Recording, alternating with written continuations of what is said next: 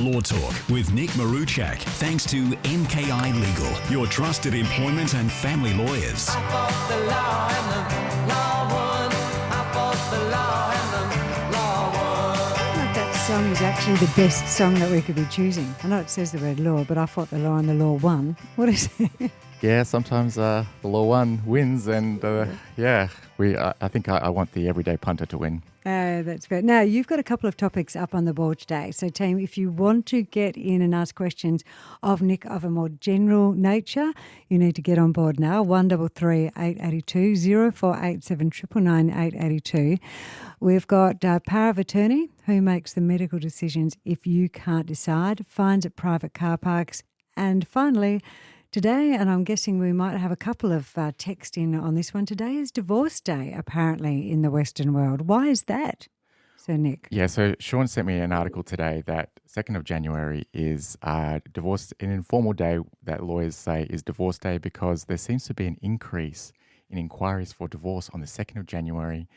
And I think it has something to do with the fact that a lot of people are spending time at home with their partners and they probably realise maybe this relationship's not going the way I want it to, and I've had enough, and so that's when the most people start to call lawyers on the 2nd of January, apparently. But are there any lawyers actually working at the moment? I thought they were on holidays. We're on holidays, but it's a worldwide thing, right? So this is like in the UK, everywhere in Western countries. That's when the highest people start making inquiries and going through a divorce. It's a long journey. From working in our firm, people take sometimes 6 months to a year just to go through the whole process. It's not something that happens overnight. Well, I was reading information recently, and it said that for you to get a case finished in the family courts here in Western Australia can take up to 3 years. Yep, that's right. So the family court in WA is backlogged. They can speed up cases if you have assets under 500,000, 550,000. You can get that done in 6 months, potentially, or a year. But everything outside of that, children's matters, you're waiting for years, and property matters over 500,000, you're waiting for 3 years as well. It's just a long time. But the good news is that a lot of the court does force the parties to do mediation. So they get the court registrar involved and force the parties to talk, even if they had bitter disputes in the past. And most cases are resolved. They don't go to trial. It's that 3-year mark to actually go to trial. And in your opinion, what sort of cases usually go to trial? Well, I think if people are really entrenched in their position, so a lot of cases when it comes to dividing assets, most of the time people take a common sense approach. They go, someone wants 60% of the assets, and someone wants them to have less than that. They generally, through mediation, come and meet somewhere in the middle. So those cases often are resolved. The ones that that often go to trial are the ones where the people just bitter at each other. There's they hate each other, and they just can't focus on the future. They're focusing too much on the past. And in our firm, most of our cases do settle, and we take a lot of our work in family law area is amicable stuff. Right? People reach an agreement. We have very few cases that go to trial. I know some law firms taking all those cases to trial. We don't. And so that's how we operate. What sort of what's the cheapest way to do mediation for people?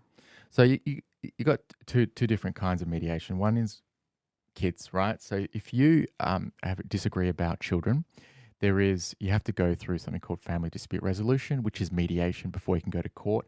And there are a bunch of free services out there like Relationships Australia, Anglicare, and Citizens Advice Bureau. Those places, they might have a longer wait list, but they're generally really affordable. And that's where you can go in and have a chat with someone to try and agree about custody issues, about how much time the child spends with each person. But you can pay more for private mediation. Then when it comes to finances, best way is just to, obviously, if you chat to each other at a coffee shop, keep it business-like, focus on the future. But if you can't, then you can hire you can hire private mediators. And we actually work a lot with ex-family court judges. So some family court judges that retired from the bench, we get them involved in mediation, and they can give some pretty practical opinions about if they were still a judge in the family court, what they would decide. And that leads to the best outcomes when people are really entrenched in their positions when it comes to at least dividing finances. And how much would something like that cost someone? Oh, okay. So a family court judge, because we only really use them for mediation, right? And a mediator is someone, because you can get a mediator, anyone can be a mediator. Like someone that graduated from law school a year ago can be a mediator, but the party's not really going to have a lot of trust in that person. So Yeah. the family court judges can, maybe $2 or $3 for a day. That's how much the mediator will cost. And Considering the lawyer's charging $600 an hour, that's actually rather cheap. yeah, it's a lot, and it's going to be done quicker. Mm. And they'll come in, and they're not acting for anyone. They're just impartial.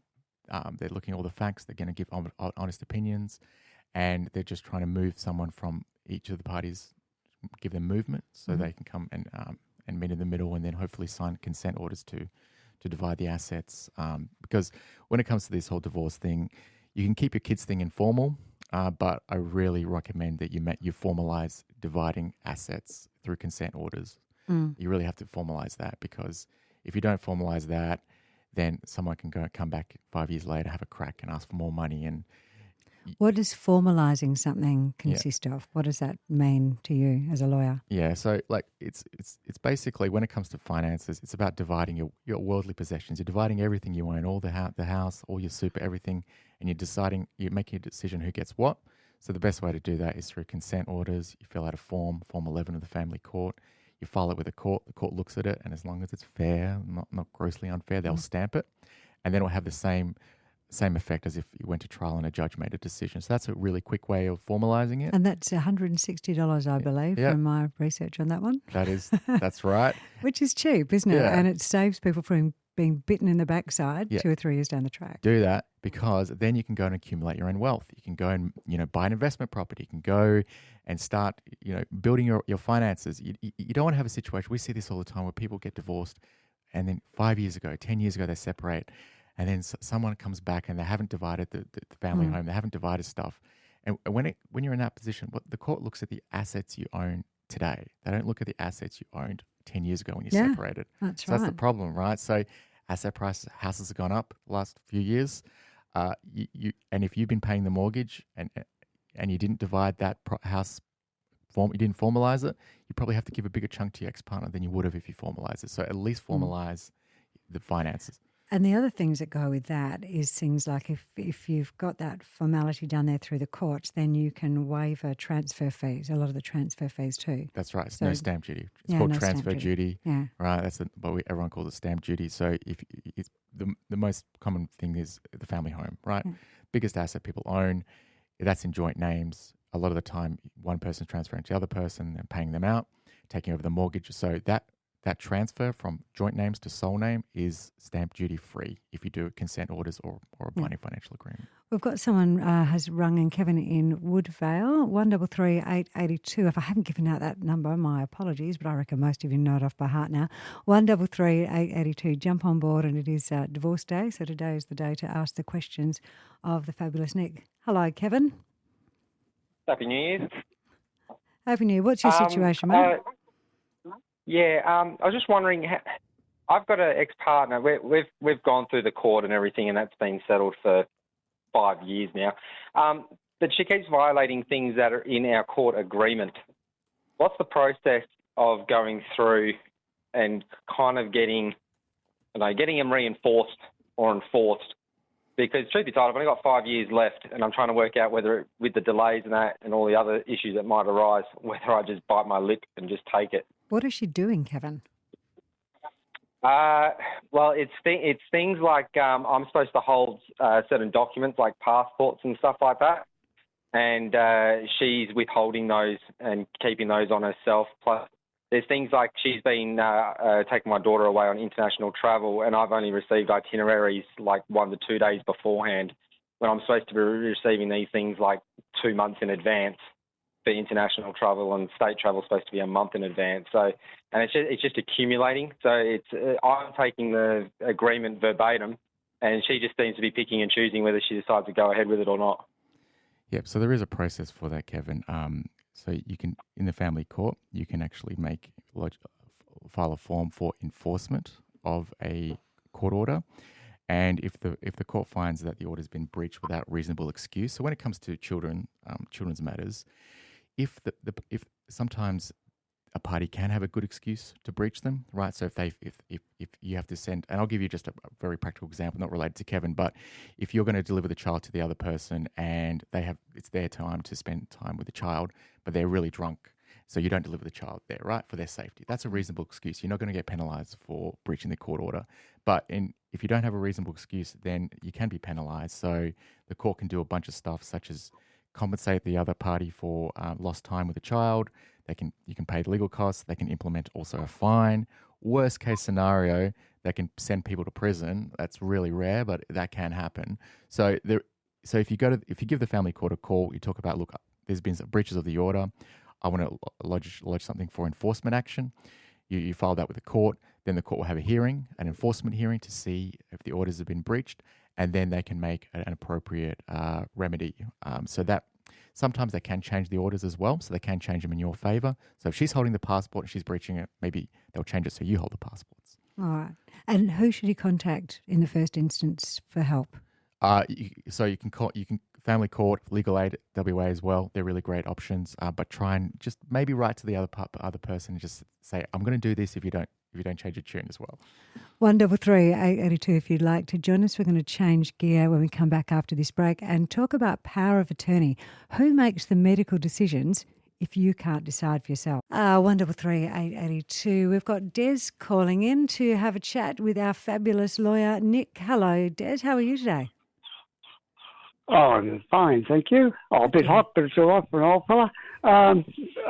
Yeah, look, why is it that the victim seems to be the person who doesn't or who gets the least consideration in lots of cases? My former wife, 25 years ago, she was murdered on Christmas Eve. Right? Now, there was somebody who was, connected to the killer. And he broke into her flat a few weeks before. Now, at the time, he was not quite 18. I know he's a juvenile. Look after the poor little boys. They need pampering. Now, I have been trying to find out for 25 years. I do it every time they change elections and whatnot. I say, where is he? What happened to him? Now, the person who broke into her unit terrorised her for 4 weeks, because she said to me at one stage when the place was broken into, she said, if I'd been here, I could have been bashed, raped, or even murdered. And I said, yeah. 4 weeks later, she was dead. Not by the person who broke in, but by somebody else.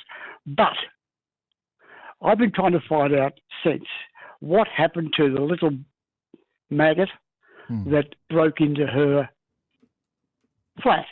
Because if he's dead, good. If he's not, I'd like to know whether he is a decent, respectable human being and a member of society. If he is, congratulations.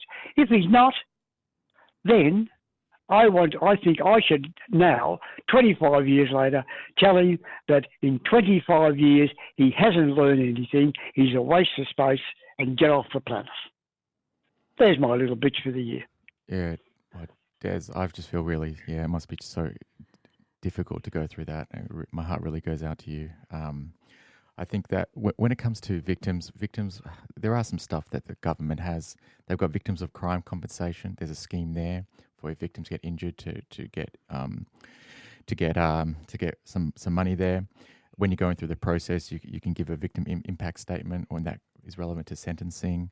If someone's been murdered, the government also has, our state government can contribute to the funeral costs. When it comes to the whole, our criminal system, the police really run the case, and they need to give a presumption of innocence until proven guilty. So the police are the ones that are prosecuting the perpetrator, and then they speak with the victim, but the victim they don't control the trial, and they obviously, victims are witness in the proceedings, but they don't get to have the say. It's the prosecutor that really controls it all, and then when it comes to this person, where he is now, it's privacy issues. In some cases they can publicly name people who've been released if they're like really serious sexual offenders risks and stuff like that. But not if they're a juvenile at the time of the offence. Juvenile at the time of offence, it Yeah. isn't. Like I don't know how you would find them. You would you can do a Landgate search, right, to see if they own property. You can also maybe get go on websites to try and track down people, and or private investigator. But Yeah. you know, I just feel sorry for you, and I just hope that I wouldn't want to meet this person or get any vigilante action against him. But We're not going to get onto those other topics, so I think we're going to have to keep them for next week, Sadie. We need you for an hour, not for half an hour. Just in the last 30 seconds, if you are anyone who's faced with a situation where a partner is murdered by a former partner or anything like that, you will, as Nick said, get some help from the government for the funeral. the funeral, yes. Now, I've been in a situation before as a celebrant for the funerals, and the very sad thing is that if you start a GoFundMe page to raise money for the funeral, you will not get that money from the government. So if you are thinking of helping someone who's in that situation ever, make sure the GoFundMe page says for future living expenses or to help the family. Never say for a funeral, because then you'll lose the right to that money. Amazing tip. Nick, thank you so much for coming in today. Nick Maruchik, our Law Talk expert, and we'll see you again next week. Thanks, Chrissy. Thanks, Nick.